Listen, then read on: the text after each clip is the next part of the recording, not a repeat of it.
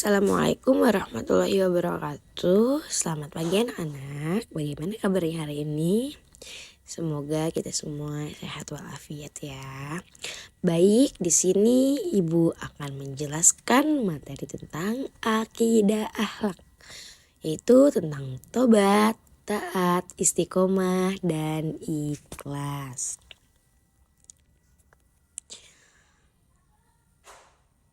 Tujuan pembelajaran hari ini adalah memahami makna dan pentingnya keempat sikap tersebut dalam kehidupan sehari-hari. Dengan pembelajaran ini diharapkan siswa dapat mengenali dan menjelaskan arti taubat, taubat kepada Allah, bersikap istiqomah dalam kebaikan, serta ikhlas dalam beramal. Selain itu, siswa juga didorong untuk menumbuhkan kesadaran dalam memperbaiki diri, melaksanakan perintah agama secara konsisten, dan melakukan segala sesuatu semata-mata karena Allah Subhanahu wa Ta'ala. Materi pembelajarannya tobat, taat, istiqomah, dan ikhlas. Tapi kita akan membahas beberapa materi saja ya. Motivasi pembelajaran hari ini adalah jalan menuju surga tidak melulu lurus. Tetapi istiqomah adalah kendaraan yang akan membawamu sampai ke tujuan. Pengertian tentang tobat. Nah, tobat adalah kembali kepada Allah Subhanahu wa Ta'ala dengan penuh penyesalan atas dosa dan kesalahan yang telah dilakukan, disertai dengan niat yang tulus untuk tidak mengulanginya. Tobat merupakan bentuk kesadaran dan keinginan seseorang untuk memperbaiki diri dan meninggalkan perbuatan maksiat, serta memohon ampunan dari Allah Subhanahu wa Ta'ala. Dalam Islam, tobat yang sungguh-sungguh disebut tobat nasuha, yaitu tobat yang benar-benar lahir dari hati dan diiringi dengan perbuatan perilaku ke arah yang lebih baik. Nah, ada dalil tobat nih anak-anak. Yang pertama yaitu bunyinya ya ayyuhalladzina amanu tubu ilallahi taubatan nasuha, yang artinya wahai orang-orang yang beriman, bertobatlah kepada Allah dengan taubat yang benar-benar taubat, yaitu taubatan nasuha. Macam-macam tobat. Yang pertama ada taubat nasuha, tobat dari dosa besar, tobat dari dosa kecil, tobat karena lalai beribadah, tobat dari syirik dan kekufuran. Taubat nasuha itu apa? Nah, taubat nasuha itu taubat yang benar-benar taubat. Kita seperti taubat besar ya. Kita sholat taubat, kita berzikir, kita berjanji bahwa kita tidak akan melakukan hal tersebut.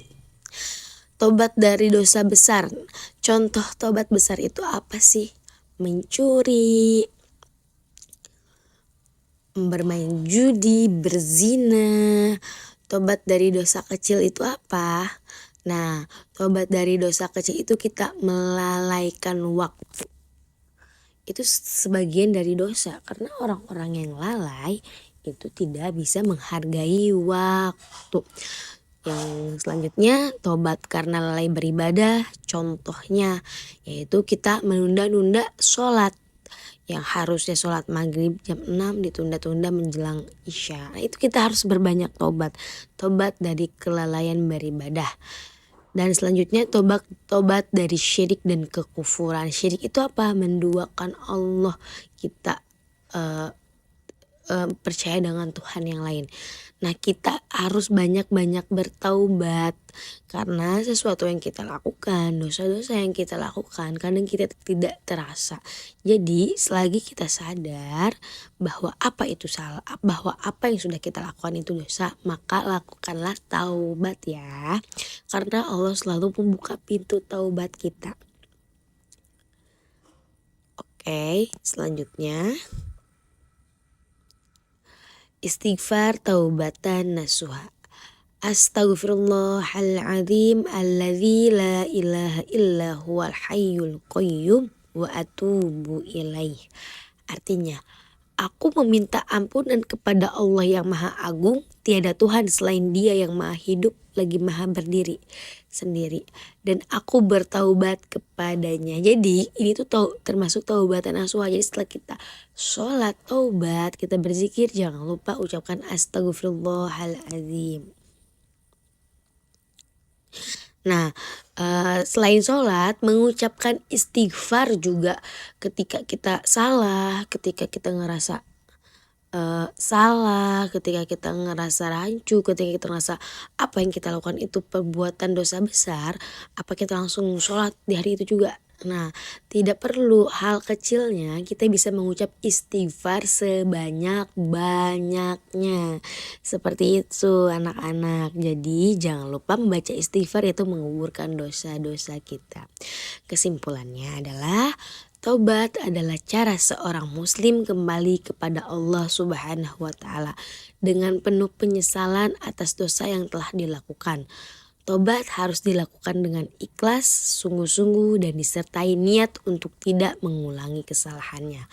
Islam mengajarkan bahwa pintu tobat selalu terbuka selama manusia masih hidup. Dengan taubat, seseorang hamba dapat memperbaiki diri dan mendekati diri kepada Allah Subhanahu wa taala.